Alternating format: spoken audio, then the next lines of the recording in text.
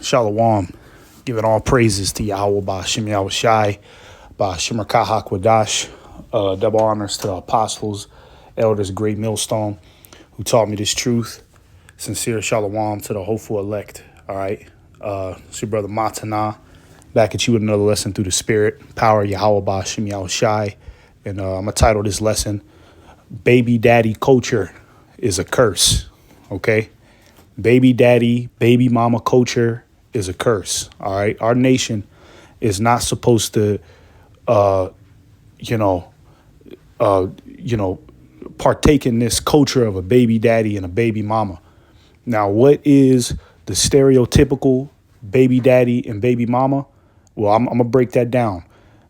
Pretty much the stereotypical baby daddy and a baby mama in the Israelite culture is a woman who's a single mother, who has children, and she broke up with the father, or the father ran off on her, or, they just can't get along. He go to prison. You know what I mean? That's a baby mama, and then vice versa for a baby daddy, somebody who doesn't take care of his kids. Somebody who just, he just living life and, he not fully attentive to the children that he create. See, the so-called white man created that culture, all right, to destroy the Israelite families. Okay. Destroy the Israelite families, man. All right. Because now look at the average Israelite woman, the Latino, Native American and Negro woman in this country, primarily the Negro woman, man. Okay. If you look at them, man, and you look at their families, they're all like single parents, single mothers, ultimately. All right. Single mothers run the household. The majority of Jakes grew up with single mothers, man. They grew up with their mama because their daddy wasn't there. Like Tupac, he had that song, Dear Mama, and he was talking about in that song, some about his father died, and it said, his anger wouldn't let him feel for a stranger or something like that, because he didn't get a chance to know his biological father, man. Okay, you got to understand that culture was set up by design, man. The reason why Jake is not close with his father, okay, and he grew up under the vibration of his mother. That's why you got a lot of emotional Jakes that are trigger happy. You got a whole bunch of Jakes that are effeminate, homosexuals, man, because they grew up under their goddamn mama, man. They had that video on World Star just recently. You had that video on World Star where you could look it up, too. You had this man that came back home from prison. He ain't seen his son in years, because he's been locked down. He come back home, and guess what? His son is a damn transgender, man. His son give him a big ass hug, and his son got on makeup and a dress. And the last time before he went to prison, his son was a young man. He come back home, he a transgender. You want to know why those type of things happen? Because baby daddy, baby mama culture, all right, which is the culture that the so-called white man set up. All right. And you could read that in a Willie Lynch letter. And I would get it in this lesson. But that's a deep letter, to go into. I'm not trying to stretch this video out. Maybe Lord willing, I'll probably do a video on it. But, that in the Willie Lynch letter, it tells you how, the slave masters back in the day, they created a system. They created a protocol on how to break up the Israelite family, the black family primarily. OK, pretty much get the father out the house, or humiliate the father, make the father look like he's a loser, put him to an open shame in front of everybody else on the plantation, and then put the mother in charge. And in return, the mother will raise strong-minded women and weak, effeminate men. This was all designed by your enemy, man. OK, you Israelites. All right. And don't think that tactic is not being used on the rest of the tribes, too, man. because it's a lot of, it's about probably, I would say maybe almost an equal amount of single Latina mothers, single Native American mothers. You know what I mean? It's almost an equal amount, man. You know, it's just that the black woman is the face ultimately of a single parent household, man. Okay. And that shit is destructive, man. Okay. That shit is destructive. All right. Okay. Because if you break up a nation's family, you break up the family structure, man, confusion is what gets intermingled in the mix. Doubt, scarcity, a lack of understanding. And you could tell that's what a lot of Israelites are suffering from. They're suffering from confusion, a lack of understanding, you know, insecurity, because they didn't grow up with the privilege of having both parents in the house. Both parents, the mother and the father, they both provide two important roles, and they both complement each other, and they complement the child, man. All right. Now, if you take one of those away, all right, especially if you take the father away, because the father is the backbone of the family. All right. The father he's the disciplinary figure. He's the one that creates the house. And I always say that men build the house, and women decorate it. Okay, men build the house, men put in the labor, make sure the house is standing, make sure all the pipes is running good underneath the house, the plumbing is good, the electricity is on, right? And then women decorate it. Women make it a home. Okay? She puts up all the ornaments all over the house. She makes sure that the beds are comfy. Okay? And you need both of those components to effectively raise a child, man. All right? And I would say the most important component in a child's life is more than likely that father, man. All right. The father is the most important because he's the ultimate role model. He's the one that's going to show the child how to, you know, ultimately have control within their life, if I could say. All right. He's the one that sets things in order. And the so-called white man, he knew that. He knew that. OK, he knew that. That's why he created all of these movements to disrupt the Israelite family, like the feminism movement. You got a whole bunch of women now on the internet who are pretty much, you know, rejecting the idea of being a housewife. That's the worst thing in the world to them, being a housewife. They've adopted this mindset that they need to go out, be an independent woman, get her own, you know, create her own lifestyle, get a bag.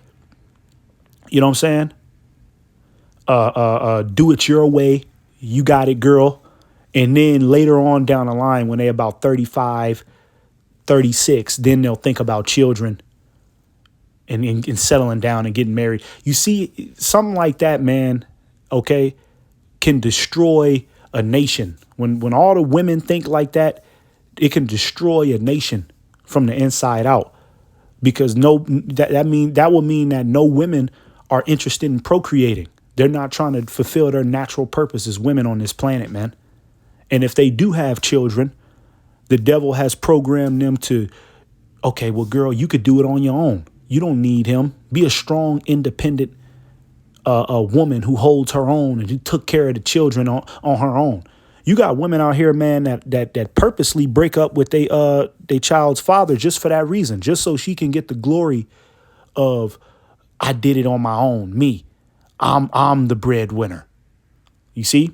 And that's what Esau created, man. Esau introduced that confusion to the Israelite woman, man. Okay? But let me get a paragraph in this article right here. It says the breakdown of the black family. You see, the breakdown of the black family. All right. And I seen this one little part that I just want to read. I'm not going to read everything, but I'm just going to read this. Maybe I might read two, but I'm definitely read some of this. It says 72% of black children are born to unmarried mothers. All right. The majority of those children will see contact with their fathers drop sharply within a few years. About a third of dads will basically just disappear. And why did these fathers just disappear? Because the women are programmed to, like I said, be single mothers. They've adopted the idea of that they could do it on their own. So then they purposely break up with the father to to try to pursue that self-achievement, or a lot of them are just not wives, man. A lot of these women don't know how to deal with hardship. A lot of these women they haven't been groomed, as children themselves, because these women that have children today, they grew up in single parent households. So they didn't get the chance to learn and see an example of how a man and a woman are supposed to be loyal to each other to the end. All right. And how a woman is supposed to take care of the family and fulfill her duties as a loving wife and a mother. All right. These women think that type of stuff is corny, man. All right. And all other types of shit. The government getting involved, CPS. So everything to make sure that the Israelite man is out of the house. All right. It says, children don't take well to the succession of partners, step and half siblings that follow their parents' breakup. Studies, not just a few, but a slew of them, connect multi-partner fertility and father absence to behavior problems, aggression, and later criminality among boys. I'm gonna just touch on that real quick. Behavior problems, man. Okay. That's why, like I said, you got a whole bunch of emotional men. The average black man, he's nothing but a black woman with a penis, man. He's running around screaming louder than women, man. Getting emotional, can't react to things logically. Why is that? Because he grew up with his mama. He don't know how to he don't know how to effectively apply logic in certain situations. That was something that his father was supposed to teach him. Okay. And this proves that we're under the curses, man. All right. We are under the curses. Let me get this script real quick. This is Deuteronomy 28:54. It says, so that the man that is tender among you and very delicate, his eyes shall be evil toward his brother. And this is the point right here. And toward the wife of his bosom, and toward the remnant of his children, which he shall leave. That's a curse, man. It's a curse that the Israelite man is absent. The majority of Israelite men are absent within their households, man, within their family households, within their child's life. They're absent in their child's life, man. That's a curse, man. Look, I'm going to read it again. Just this little part. It says, and toward the wife of his bosom. You see, he's evil towards his wife because you got a lot of bitch ass niggas who are what? Raised by their mama. All right. They was raised by their mama. OK. They didn't have a father in their house, because this goes back generations, man. The so-called white man been working this recipe up for generations now. That's why we're at where we're at today, where it seems like almost every woman is a single mama. You talk to any Jake who got kids, 8 times out of 10, I would say he not with the baby mama no more. They broke up a long time ago. They co-parenting now. You're not supposed to be co-parenting, man. That's bugged out, man. You ain't supposed to be co-parenting with your baby mama, bro. With your child's mother. That's bugged the fuck out, man. All right. You got a lot of punk ass niggas, man, because they didn't have a father in their life, so they never fully understood what it meant to have a child and be responsible for that child and be in that child's life no matter what. Okay? So you got a lot of niggas that didn't get that example. So then when they have a child, they, oh no, I ain't my child, and the nigga run off. Oh, okay, well I gotta go. I'm not ready to be a father yet. You see? It says, and toward the remnant of his children, which he shall leave. Yeah, toward the remnant of his children, which he shall leave. These Israelite men are leaving their children, man. Okay, they leaving their children behind, man, because the Lord, it's a curse. It's a curse. It's, our nation is cursed to, pretty much continue that dysfunctional cycle of baby mama, baby daddy culture. All right. And we're not gonna break that curse until our Lord and Savior comes back, man. All right. So, hey, what you see out here, man, is not coincidental, man. This is what the Lord said would happen. Okay, so let me go back to this article right here. Where is it at? Aggression and later criminality among boys, even when controlling for race and income. Doesn't that suggest black family disruption could have some bearing on crime and incarceration rates? Yeah, it does, because the majority of people who fill up the prisons in the United States are what? They're Israelites. Okay, they're Israelites, and I guarantee you, probably 90% of the men in prison, I guarantee you, didn't have a father growing up, man. They grew up with their mama. They grew up with their grandma, they aunties. They grew up under the vibration of women. So they never learned how to effectively control their emotions. Okay. How to sit back and think about things before reacting. Because that's how women are. Women jump to conclusions. Women react emotional first, and then think about it later. A man is not supposed to do that. But hey, Jake would know that if his father was present in his life. Okay. So that's why you have all this disruption. You have all these degenerate children running around, degenerate niggas running around, because there's no order in their household. When they go home, there's nobody correcting them. There's nobody showing them the correct example of how to conduct themselves. How to take on responsibilities.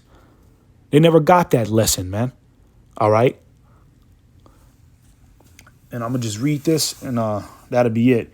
It says, before 1960, when poverty and racism were by all accounts far worse, the black family was considerably more stable. You see, before 1960. Now, what happened in 1960?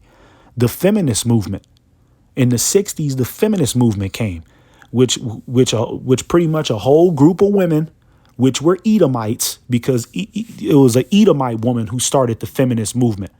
See, you always got to watch these destructive movements, man, that happen and that impact our people's minds, man. A lot of these movements, a lot of these trends start off with Esau, and then he get Jake to promote it. All right. But that feminist movement started off with an Edomite woman, man. And the Edomite woman, okay, who was a fucking plant by the U.S. government, all right, was pretty much told to push a message that you don't need a man anymore. You could do it on your own. All right. And that mentality pierced the minds of the Israelite woman out here. OK, so now the Israelite woman, years later, because what is that? That's about 60 years later. Yep. About 63 years later from 1960, 63 years later. Look at the Israelite woman now after the feminist movement, man. OK. Absolutely bugged out and destroyed. All right. Family in a disarray. Repeatedly going back and forth, talking to the high school principal about why their child is so belligerent, why their child is always causing problems at school. You got mothers that's repeatedly going back and forth to prison because they son needs money on their books. They got to talk to their son, with limited time because their son is in jail. Visitation hours, man. All right. That's what the feminist movement did, man. And it said before the feminist movement, what? Black families were more stable. OK, Israelite families were more stable, man. All right. It says throughout the first half of the 20th century, the large majority of black women were married before they had children. Now, we know marriage is nothing but sex. OK, if you have sex with a woman, you're married to her. Okay, you call her your woman, that's you're married to her. All right. All right. But it does still prove a point that, you know, because in what is marriage? Marriage is commitment. So pretty much women were already committed. They were already loyal and you know, deeply invested in the man that they was having children with, man. It wasn't just like this little hookup culture how it is today. You just have a one night stand, get pregnant by a nigga, you don't even know him, and then y'all have a baby and y'all can't get along. No, it wasn't like that back in the day, man. You know, women were actually invested into the men that they laid down with. And then when they had a baby, it was a beautiful experience because she's in love with this man. She's in love with that baby, you know, and they have and they create a powerful family structure. And that's what Esau, he purposely broke up. OK, he purposely broke that up because. Yeah. Hello. Did you get it? No, not yet. I'm on the phone. I'm going to do it right now. OK. And give me that paper back. OK. That's what he purposely broke up. He purposely broke up the Israelite family. Okay, he purposely broke it up, man. All right, purposely. All right. Okay, and he did that because the strength of the Israelite foundation is number one, our God, right? Yahweh Bashim Yahweh Shai. Okay, and then another factor of our strength within the Israelites is the family, okay? That we're all close knitted. You see? So Esau knew that if he could break up our family, then we'll no longer be a thriving community-based nation anymore. Okay? It says black children were less likely than whites to grow up in two-parent homes, but only slightly so. It was only after 1960, even as more black men were finding jobs and even as legal discrimination was being dismantled with civil rights legislation, that the family began to unravel. You see? Because that's when Esau started putting out that witchcraft of feminism and let the gays have rights too. All of that shit destroyed the Israelite family, man. Okay, and like I said, look where we're at today. Okay? So let me get this real quick. This is Lamentations 1 and 5. It says, her adversaries are the chief. Her enemies prosper. Okay. And this is talking about the Israelites. All right. Our enemies have prospered. Okay. They've prospered in the fact that they broke us. They scattered us. Okay. They broke our families up. They took away that connection that we have amongst each other. All right. Because now look at the Israelite family. You got brothers and sisters who hate each other. Brothers and sisters who hate each other. Blood brothers and sisters who can't get along. The auntie can't get along with the nephew. The nephew can't get along with his cousin. You see?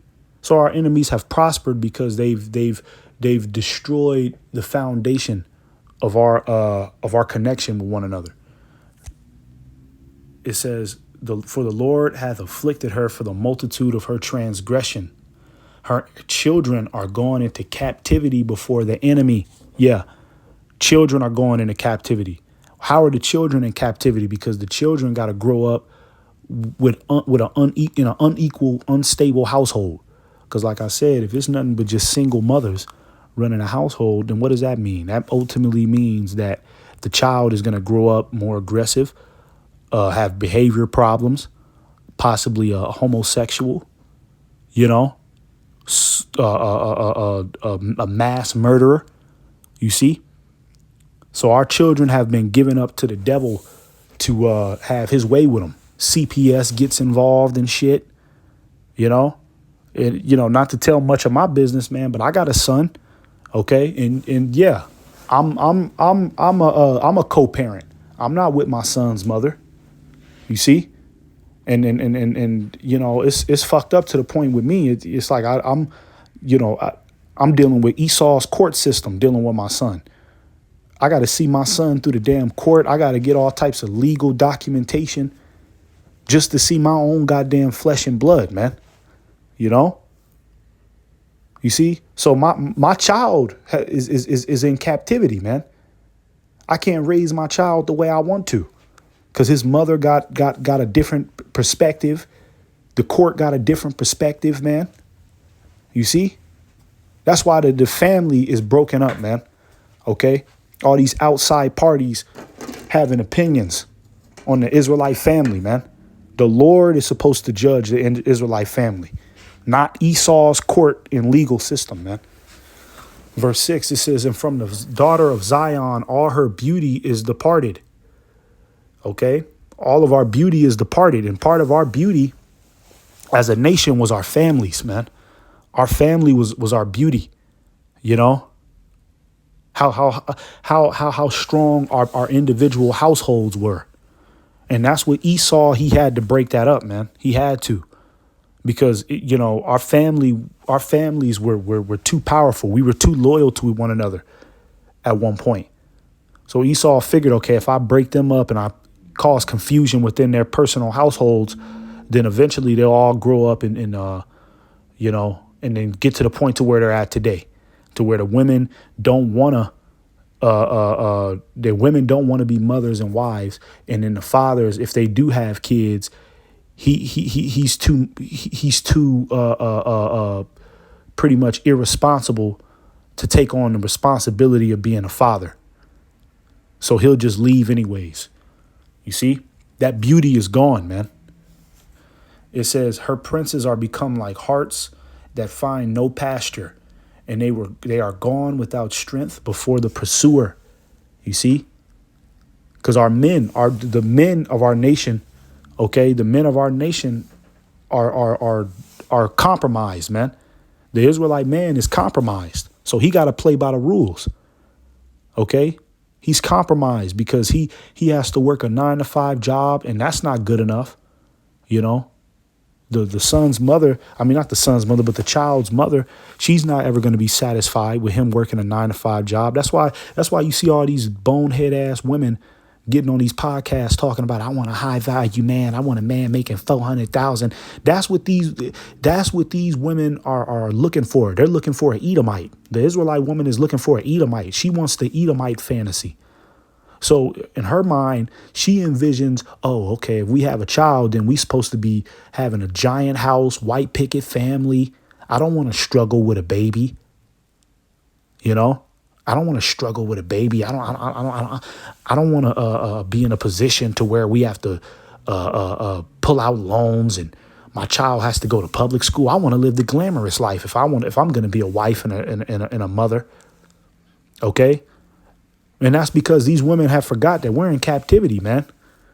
The majority of us ain't supposed to live that type of life. The majority of fathers, man, ain't supposed to have it made on this side, man. We gonna struggle. All right. And our enemy has exploited that, man. OK, and has completely stripped us of the little connection that we had with one another. OK, he totally dismantled that, man. Let me get this last precept. And this is a big problem right here. This is Amos 7:17. It says, therefore, thus saith the Lord, thy wife shall be an harlot in the city, a whore. OK, that's another reason why the households is broken up. OK, husband lead the house. He a hard working man. He pay for all the bills, pay for all the lights, pay for everything that his children do, that his wife do, only to come home one day and his wife is having sex with another man in his bed.